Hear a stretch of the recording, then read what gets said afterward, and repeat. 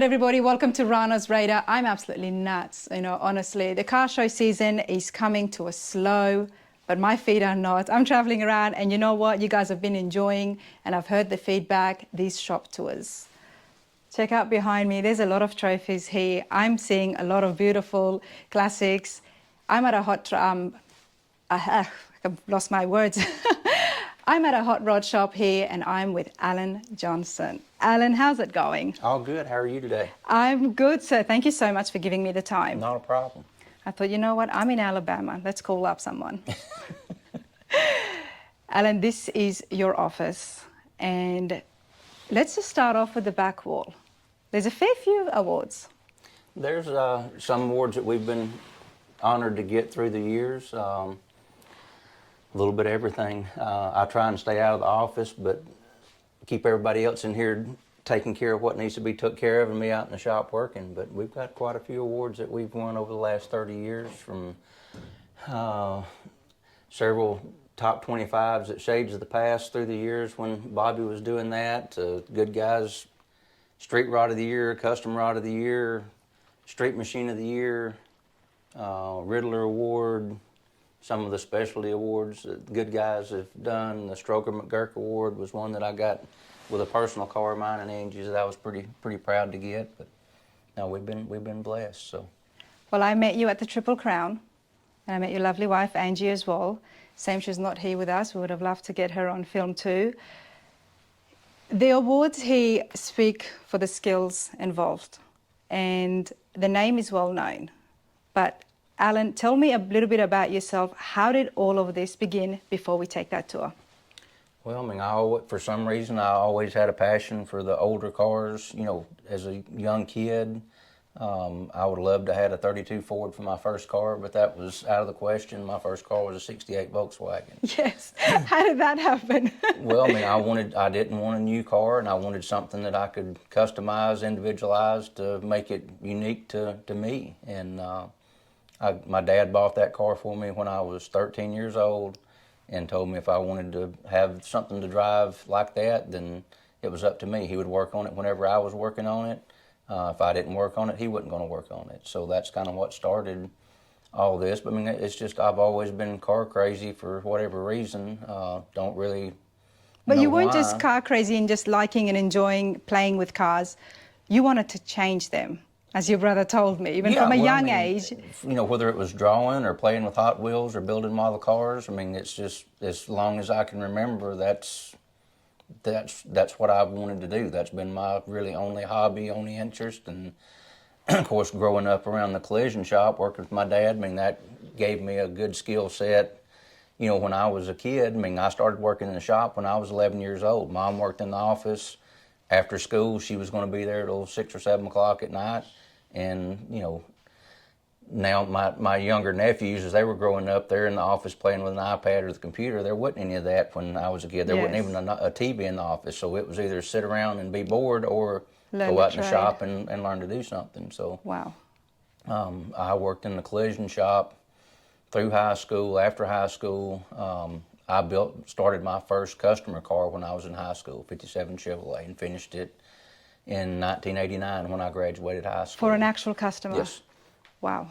And it was an after hours. I mean, I couldn't work on that during the day, so I was working, fixing wrecks, you know, from the time I got out of school till 9 or 10 o'clock at night, and then I would work on that car till 1 or 2 o'clock in the morning, go home, shower, and sleep a couple hours and go to school. And that car got finished the summer after I graduated, and immediately I bought what was to be my first car that kind of started the business. I knew that I had to build something that was going to get recognition, attention with the magazine. I mean, there And was it did. no social media stuff at that time, No. so everything was magazine based. And But it did. Which car was that? it was a 37 Ford Cabriolet. It started as a coupe, and I finished that car in '93 and went to the Street Rod Nationals in Columbus, Ohio. Do you have that award? Because I did read about that. I'm sure I do. I know you've gotten so much more later ones. I don't know where anything's said in here, to be honest with you. But that was the first car that you did, and it went. I know there's a magazine article on the wall next door. Honestly, I don't see any of that in here. I know it's in here somewhere, but I don't know where. But there's a picture of the car over here.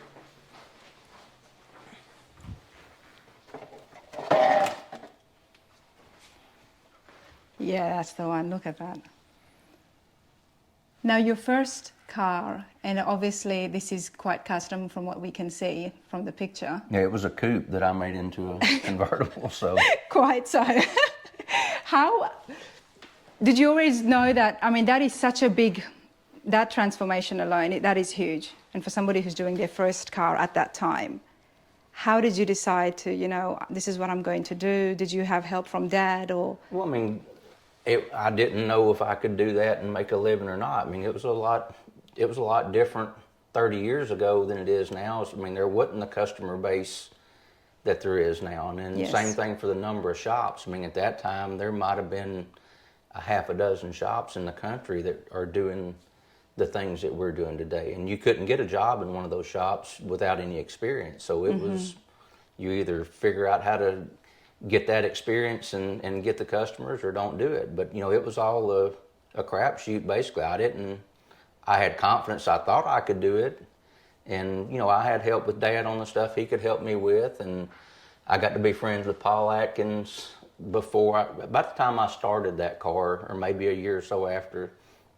Paul was a big influence in me in the beginning. And when I finished that car, actually, Paul was one of the ones that helped finish the car up. I had the car back from him doing the upholstery for about 4 days before we were going to the Street Rod Nationals, and I worked on the car nonstop, didn't go to bed for 4 days, and I just finally gave up. I mean, there was a lot of stuff that wasn't happy with. I didn't want to take it and it be edgy anywhere, so that morning we were supposed to have been leaving on Wednesday going to Ohio. I went to bed about 5 o'clock that morning after 4 days. And when I got up, my dad and Paul and two of my other friends had actually finished some stuff up on the car and had it loaded up. Just so you could breathe. Yeah, so we could carry it to Columbus. And, So you could breathe as well. It sounds like very particular and very attention to detail.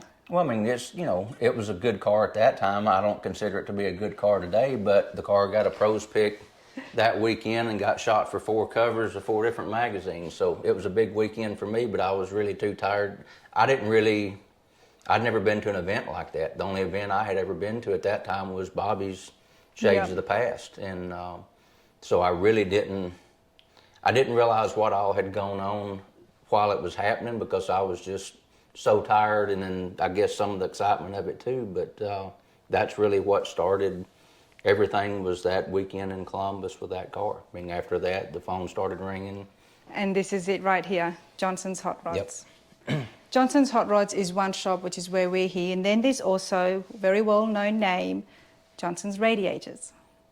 How long has that been with yourself?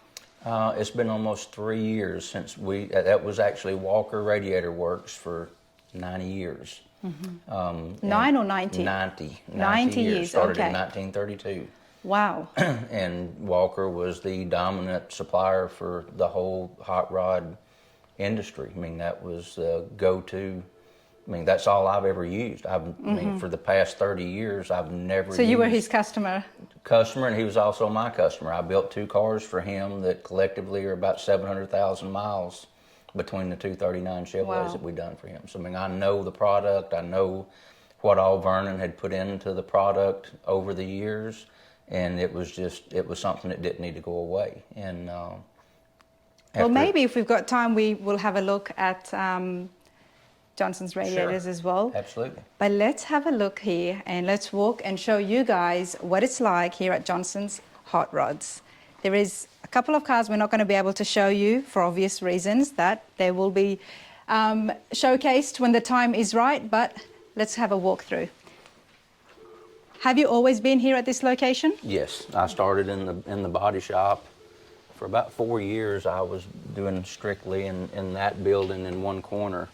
And we've been in this building since '96, so.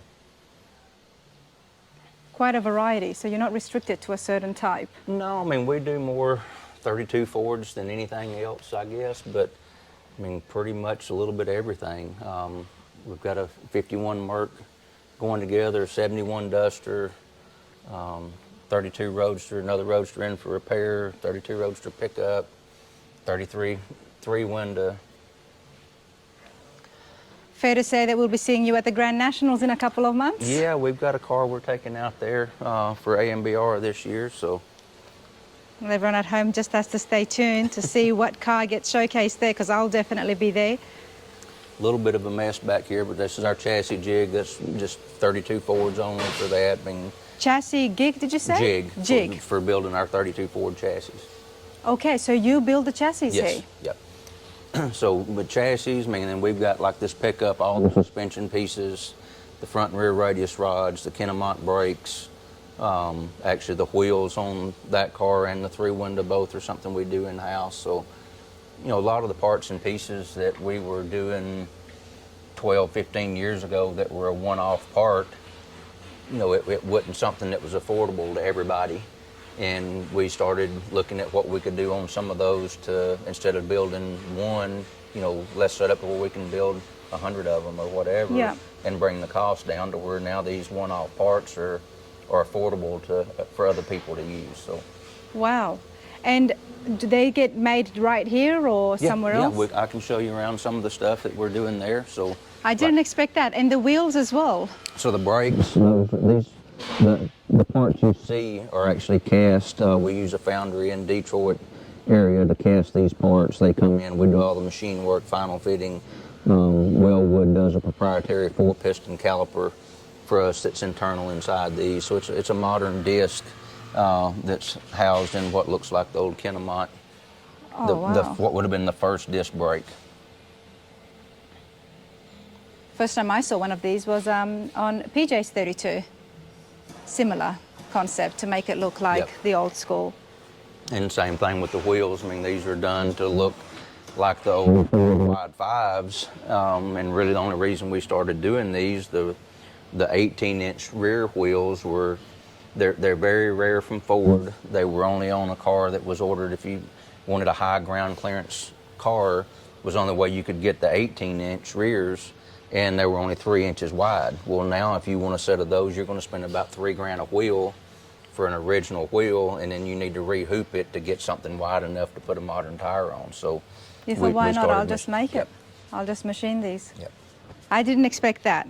And you make the chassis only for the 32 Ford? 32 to 40 is 32 to 40. What we do. I mean, nowadays, anything newer than that, we go to the Roadster shop for. Okay. They're doing such a good job on that stuff. I mean, it's just, there's no reason us building something that when there's a better product on the market. So. Oh, we do hear that. If it's got a Roadster shop chassis, you know, it's, so hopefully I'll be able to get a chance to go there.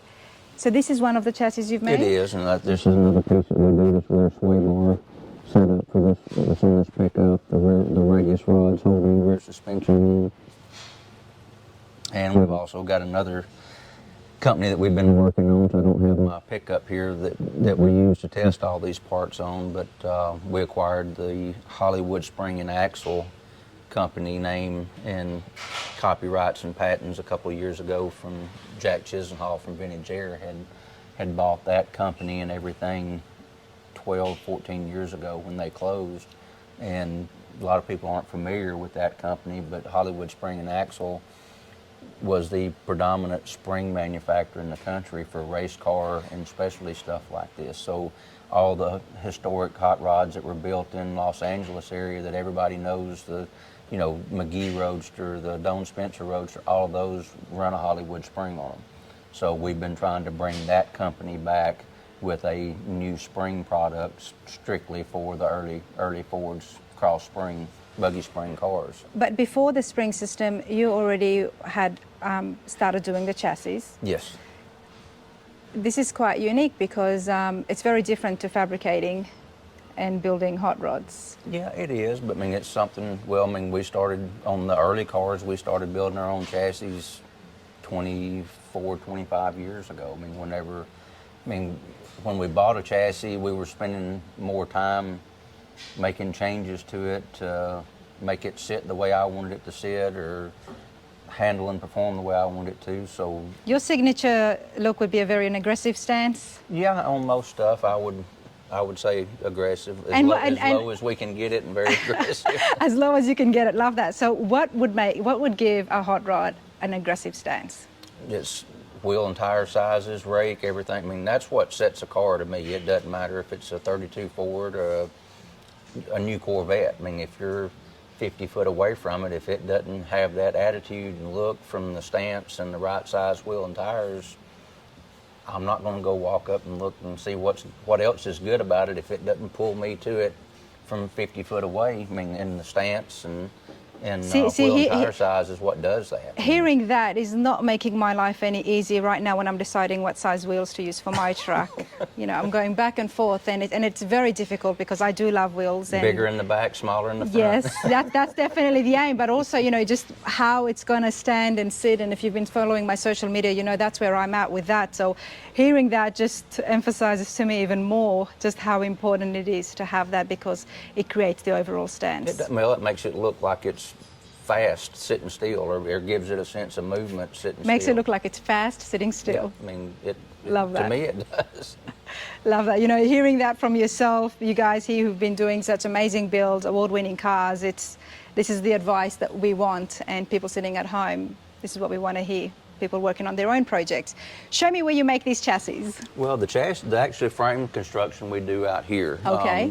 This is kind of the machine area, fab area. So we've got a Haas CNC lathe here. So anything that's round is done on that machine. So from certain cuts on the wheels, all the hubs for our brake parts, anything that's round basically is in that at least at one point.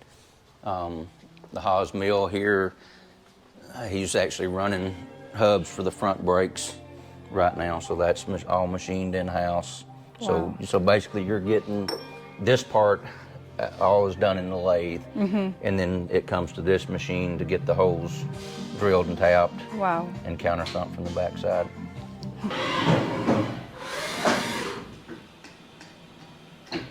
So tell us, what are you doing here? This is tapping a hole. You're tapping the There's holes. 5 half-inch pointy holes that's being tapped. You got glasses on? Oh, well. No. I'll stay back. Yeah, I want to see in your eyes there.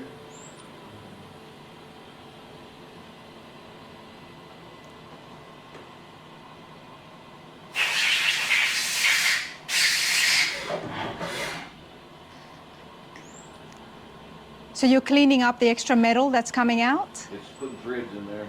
Okay. I'm just getting the shavings off. The shavings off, yes.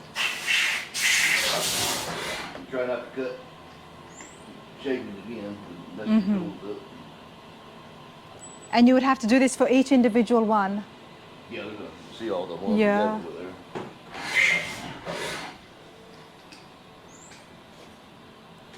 Right now it's gonna run the rest of the operations.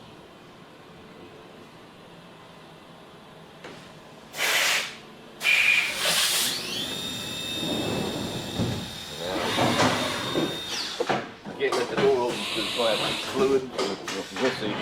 Okay.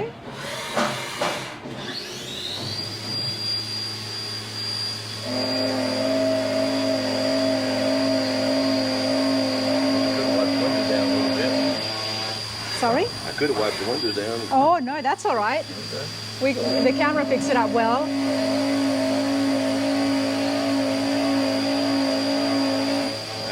kind of goes in it now. Okay. And what is that liquid that's getting used? It's just coolant. Just coolant? Okay. It's kind of oil mixed in with water. Thank you for that. Let me just... Squeak, you can wipe the window. That's last year, you're going to wipe the windows down. Let me get your mic back on. Okay. All right, Alan, what else have you got here for me? This is some of the suspension pieces for the early Ford stuff, front radius rod and rear radius rod. But pretty much everything that we do on that machine is all surface. We don't do a lot of simple parts, so to speak, where it's one-dimensional. Everything is surface and more 3D, organic looking. Yeah, well, you can tell just by the grooves in this as well. Wow. Try and make it look like it's not a machine part. And kind of same where these started, where before we started doing these, if somebody wanted this look, you were buying you're buying a $500 or $600 original wishbone, splitting it, welding a bung in the end of it for a tie rod. If you wanted holes in it, you were setting up, drilling holes, fitting a piece of tubing in it, welding all that. So you'd have 4 days worth of labor just to make that one piece. To make that one part, and then you were buying a $500 or $600 original, early Ford wishbone to start with. So to me, it's a no-brainer. It's cheaper for me to machine it and produce several of them than it is to do one set. So.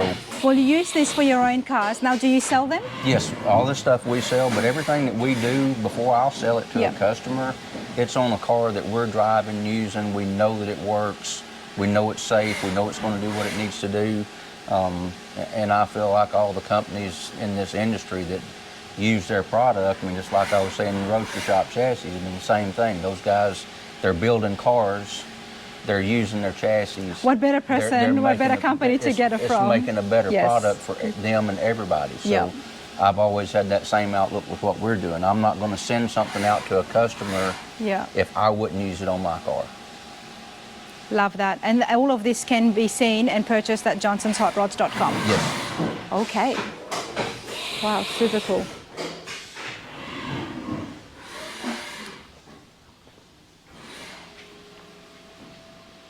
Sorry, Alan, what is this big machine? I'm curious. It's a press brake, so it's just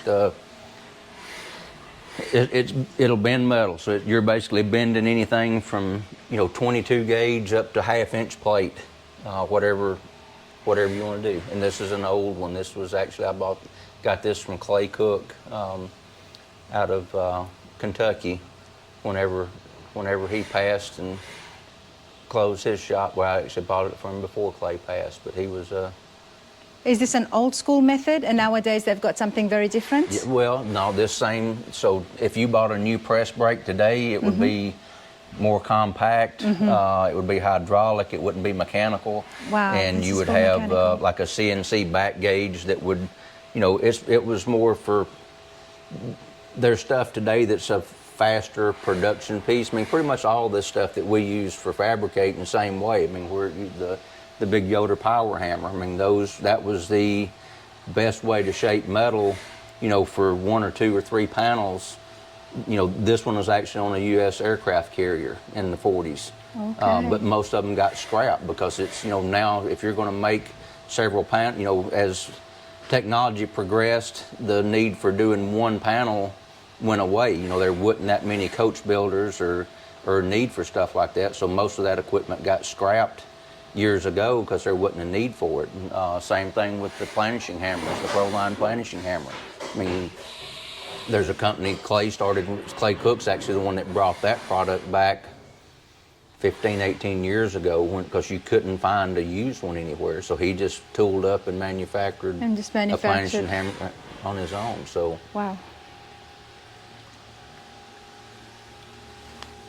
I would love to see that in action. I know we're not going to do that, but it's mechanical, so vintage. That would just... Well, that was actually from the 20s. So, and ironically, 20s. The company that owned that piece of equipment, bought it new, were 2 blocks away from the Cincinnati Press Company. And, to me, my thinking would today, if there's a company 2 blocks away from me, I would just walk down or drive down and talk to them if I wanted to buy something from them. Yes. They had request letters sent back and forth for quotes on. I mean, everything was typed out letters, sending for requests for quote, getting a quote back from them. All this transaction back and forth to purchase this piece of equipment, and they're 2 blocks away. And they're from only it. 2 blocks away.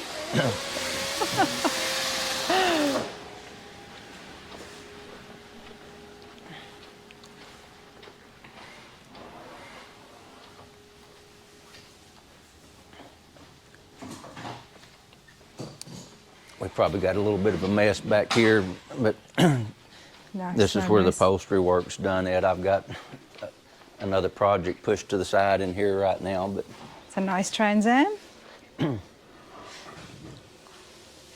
so we started doing upholstery maybe 12, 13 years ago and moved that in-house to where we just have control over everything that we're doing. Hi there, Maria. Hey, How are you? good, how are you? I'm good, thank you. As I was telling Maria before, it is so lovely to see a lady inside the shop. Well, Maria's been here for going on 14 years. 14 years. And she started just sewing upholstery. Whenever she first came here, that was the experience she had, was in sewing, and I would help her lay out, what we were going to do on the interior, build the panels, and she's never been afraid of anything that I've thrown at her. And through the years, now she's one of the head fabricators in the shop. I mean, she's fabricating. Head fabricators and does interiors doing as upholstery well. work and fabricating, TIG welding aluminum, shaping panels. But she's never been afraid of trying something. So Love that. Maria, what is it that you love working at Johnson's Hot Rods? What is the one thing that you love so much? 14 years is a long time. I know. It's because I never do the same thing. Every time, doesn't matter in which car I'm working on, it's different. different challenges. Exactly. It's like, doesn't matter if I'm working in 3 different cars. Every car is completely different. And that keeps things fun and exciting. Absolutely. Couldn't agree more. And sometimes when I'm tired for working in something, I can move in something else. That's a good place to work, Absolutely. where things never get boring and tiring of doing the same thing. And you do interiors here. Yes. Wow, so interiors happens in-house. We do. I mean, we don't build any engines, transmissions, and we don't do polishing or plating work. Everything else we do in-house. Like I was saying earlier, chassis, we'll do up to a 44 chassis, and anything newer than that, we outsource from the Roadster shop. So glad I came in. Well, thank you. For Well, I coming. knew it was like, you do make awesome hot rods and you've got this great awards. I said, I want to know more about Alan. And that's why I came in. But you've got a little factory happening back Well, here. I mean, there's not a lot of us here, but everybody's like-minded and trying to do the best quality that we can do, no matter if it's a turnkey car we're building, a chassis, or a small part that we're making for somebody. It's just, we try and do the best that we can do. Okay, and do you have a cutoff year for the cars that you work on? No, I mean, if it's something that excites me and I feel like everybody here can be excited about, then we work on. I mean, we've always had a big variety of stuff, from even land speed race cars. I mean, when the first Bonneville project I did, it was a brand new Cadillac.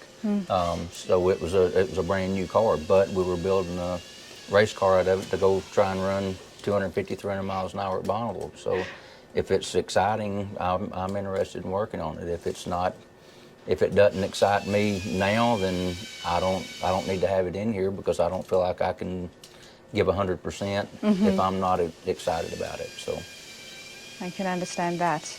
And here's one of the seats here as well. It's an I mean, just absolute like one-stop that shop. particular seat there, I mean, we're building all the early stuff. We're building the seats from scratch, so that way it fits. I mean, it's pretty much just letting us have full control on quality, time, schedule, and what's there. If there's something that's bad when it's done, there's only one finger to point.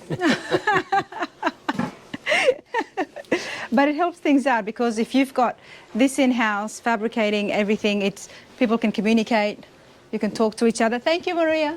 Thank you. You guys can talk to each other if how things should fit. You don't need to send it off to an interior Right. shop. Well, I mean, like the interior stuff, we're typically doing that in the fabrication stage on the car. So we're building panels, building the seat, fitting everything to the client, when it's in the construction stage. So that way there's no limitations. You know, if we waited till a car was 100% finished and then started doing construction and fitting for the upholstery, it just limits what we can do. You Yeah. know, it just makes it to where there's limitations that there's not when we're in the beginning stages of that. So, Well, before we continue on, what is one of the most difficult parts of working on a classic? well, I guess that depends on what day it is. It can all be difficult. I mean, to me, the biggest thing is organizing everything. I mean, getting everything done when it's supposed to be done, keeping up with everything, and that's a hard for everybody to do. When you've got, you know, 10 or 12 people working on a car, and somebody goes and grabs something and moves it to a different place. We were just having this discussion before you came in. I mean, that's probably one of the, to me, building a car is not hard. I mean, there's challenges and difficulties, but you know, I've got between Angie, Shane, and Jessica in the office. I mean, they pretty much handle all the part sales. You know, keeping everybody what's needed here to work with. So I call way, that keeping the lights on. right. So that way, I'm out in the shop. I mean, I don't Yeah. want to be in the office. I'm typically in the office about a day a month going over paperwork, and that's more than I want to be in the office. So the more organized you are, the easier your life is going to be. Yeah, but that's hard. That's the hardest thing to do. You asked what was difficult. That's the most difficult thing. Especially when it comes to tearing apart a classic, and, you know, we're talking about bagging before, putting things, labeling them Yeah. so you don't lose it, because then you've got to put this back together twice, maybe even 3 times. And you get one car tore apart, and it grows to the size of 5 cars. You know, Yes. whenever everything's apart and all through the shop. So It's fun taking it apart, but, you know, we've got to put it all back together. Okay. and we try. I mean, we do some assembly over here, but we try and do the. That was at the Final. Triple Crown? Yep. Never got a chance to see it up close.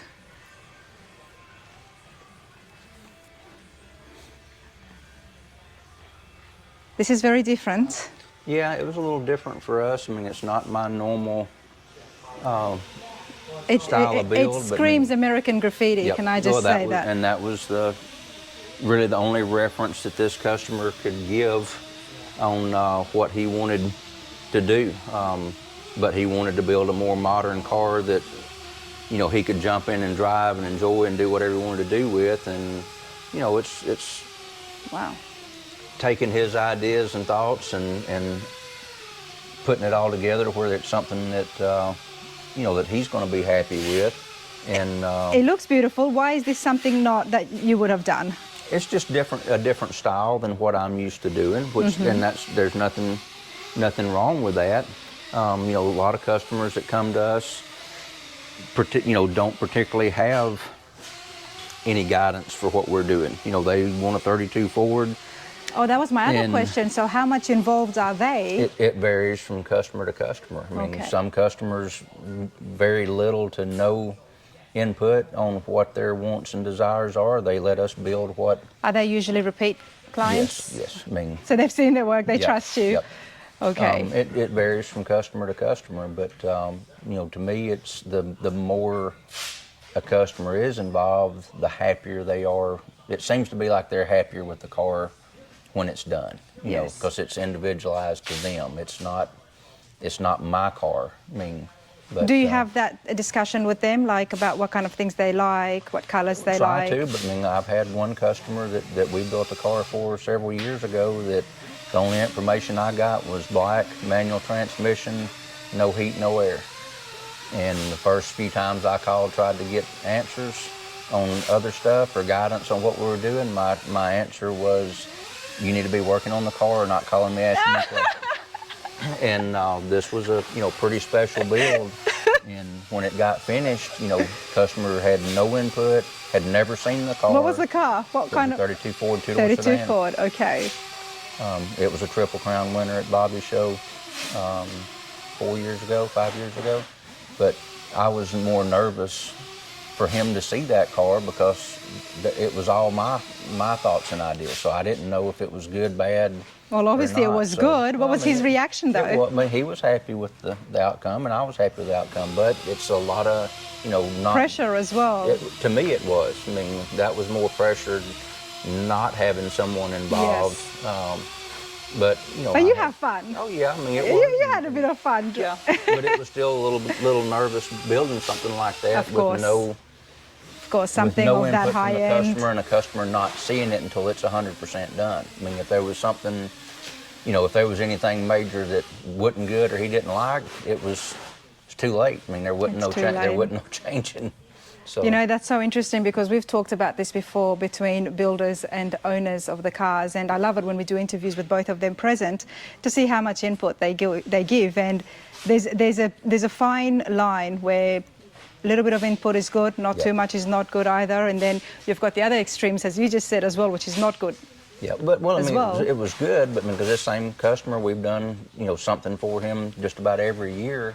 And everyone's the same way. There's very little input, but that's the what he faith they wants. have. Absolutely. That's the faith they Absolutely. have with you, he and your team as well, in knowing that whatever you're going to make. They know they're going to get a quality product. They know Exactly. they're going to get something that looks good. Exactly. I mean, so there's not.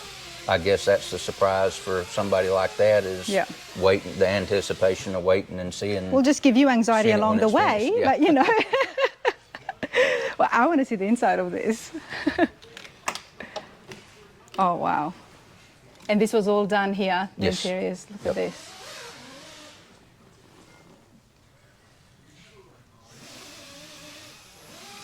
Everything's above here. Wow, what a neat idea to keep that nice clean dash.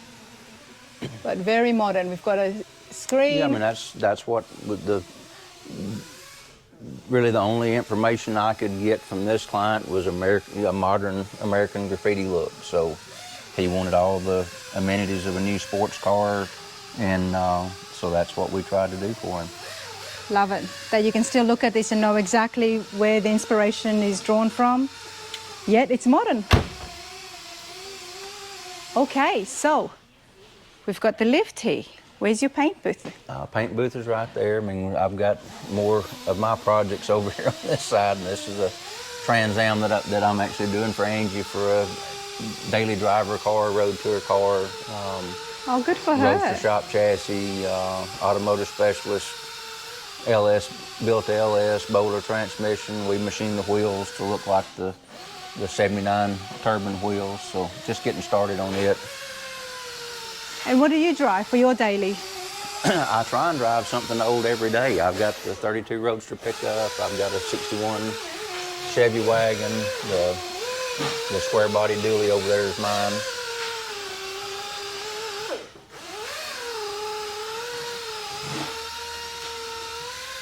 I'm going to walk over here for a second.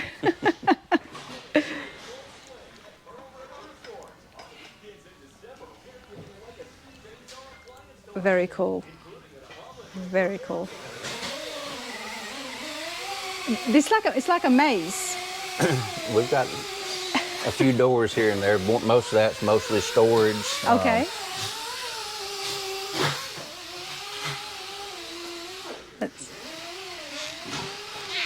Hey there, how's it going? Good, how are you? Good, sir. What are you doing? Just masking up a wheel. Get it, blast the center of it, and then peel it off and paint it after that. Okay. How heavy is that? Can I hold it? That's one of the magnesium wheels that we produce, so it's lightweight. Wow. Pretty light for an 18. So it's kind of same thing with that. I mean, that's replica of what would have been run on the Indy cars in mid 50s up through the early 60s, and the original wheels have gotten nearly impossible to find, super expensive. So we set up and did tooling to produce those a couple of years ago. So those are cast in magnesium. There's an aerospace foundry that we use in Dayton, Ohio, and they do the castings for us. We get them here and do all the secondary machining. There is so much happening here. And on top of this, you're now on Johnson's Radiators, Yes. where you make the radiators as well. Okay. I want to see if we can pop over there quickly, Absolutely. because I didn't expect all of this, but you know, you're making wheels and chassis. I just came to a hot rod shop, everybody. You got your hands full. How big is your team here? There's 12 of us here in the hot rod shop. Okay. And we've got such a good harmony with everybody. I mean, it's been bigger at times, smaller at times, but the group that's here now, I mean, I've got the best group that I've ever had in here. I mean, everybody works together good, gets along good, and it's just harmony with everybody the way that it is. So it hadn't always been that way. You can tell, you know, when you walk into a place. I walked in here, everybody was just, it was fun, it was very comfortable, it was very welcoming and warm. So, and that's always nice to see, and that's behind every successful business. If you've got a good team where everybody gets along and enjoys being here, as we heard from Maria, it's and that's really what makes it go well, and that's what's happened here. I enjoy being here. I mean, you know, in the past, I mean, I got to where I didn't have to have as many employees, and now I don't want anybody in here that, I mean, if I'm working beside them for 12, 14 hours a day, I want to enjoy their company no different than if I'm away from here. I want to enjoy their company, and if it's not that way, then they can't work here. So. You can be here as long as you want because you've got Angie working here as well, so she can't complain that you're not home. No, because she's here too. Well, she's not here as much as I am, and that's okay, but she's always been supportive. I mean, whenever her and I were dating, when all this started, even before I finished the 37, I mean, when she was in college, she would come home on the weekends, and I would take one night and go do something with her. But the other 2 nights, I was here working on the car. So, I mean, she's been here since the beginning, so. She's awesome. I loved meeting her at Triple Crown. Let's go check out Johnson's Radiators. Let me grab my keys. And this is the same customer I was talking about. This is one of the last vehicles we finished for him. All right, what are we sitting in? 1960 Ford crew cab pickup. This is so cool. This was an Air Force built truck, so the factory did not do any crew cabs. They were all sent out to an aftermarket, basically a coach builder. So most of these were done for military, fire departments, railroads. That was really, I guess, the only people that had a need for a crew cab truck at that time. It's a lot of room, and I guess they wanted to put more people in the back.